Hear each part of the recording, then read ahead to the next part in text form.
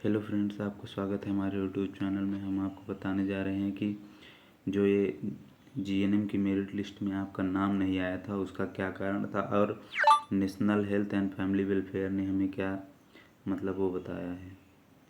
तो जैसा कि आप देख पा रहे हो कि वहाँ से जो मेल आया है, मैंने उन्हें मेल किया था कि सर आई हैव स्कोर्ड, मतलब मेरा 10th एंड 12th का परसेंटेज मिलाने के बाद 83 ओवरऑल परसेंटेज 83 बन रहा था। तो मैंने जब उन्हें मेल किया तो उन्होंने उसमें मैंने लिखा था, sir my 10th and 12th percentage is 80 and 85 respectively, but my name is not included in merit list, please check and join in revise list.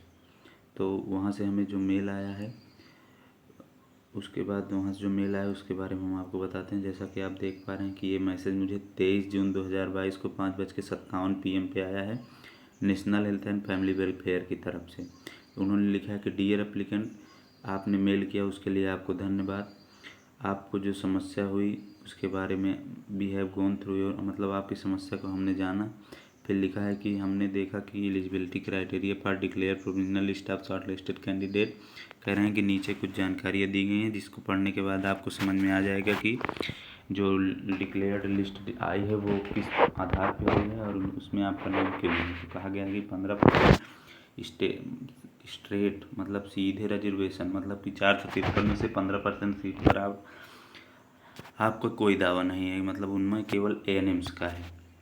उसके बाद लिखा है जिसकी मेरिट लिस्ट 44.95 गई है, क्योंकि उनको मतलब स्टेट रिजर्वेशन है तो उसमें उसकी मेरिट 15% बनी है, तो जिसमें 44.950% उनका बना है the because of state reservation. इसको आप समझ रहे होंगे। उसके बाद लिखा है 10% state reservation for male candidates. कह रहे हैं 10% स्टेट रिजर्वेशन है मेल कैंडिडेट्स के लिए, मतलब कि जो सीट्स थी उसमें से 25% डायरेक्टली रिजर्व्ड सीट थी, जिसमें 10% मेल कैंडिडेट्स के लिए थी। उसके बाद उसमें से vertical reservation SC ST OBC और EW कैंडिडेट के लिए था। तो कहा गया, अब सीधे मेन पॉइंट पे आते हैं जहाँ से आपको समझना होगा।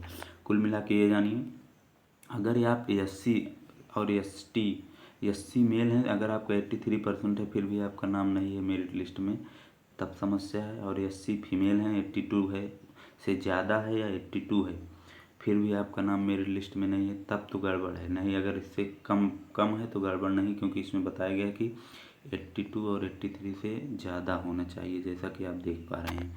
अगर इससे कम होगा तो मेरिट लिस्ट में नाम नहीं आएगा। उसका कारण रिजर्वेशन से आप मतलब इतनी मेरिट बनी है, इसके नीचे वालों का मेरिट में नाम नहीं है। OBC मेल हैं तो अगर 86% है फिर भी नाम नहीं आया तब गड़बड़ है। फीमेल का 84 गया है, और अनरिजर्व्ड मेल का 88% होना चाहिए, तभी मेरिट लिस्ट में उनका नाम आएगा। बाकी ANM वालों का 44.950। उसके बाद नीचे हमारा जो हमने वो दिया था वो है, बाकी हमारा GNM का एप्लीकेशन नंबर है।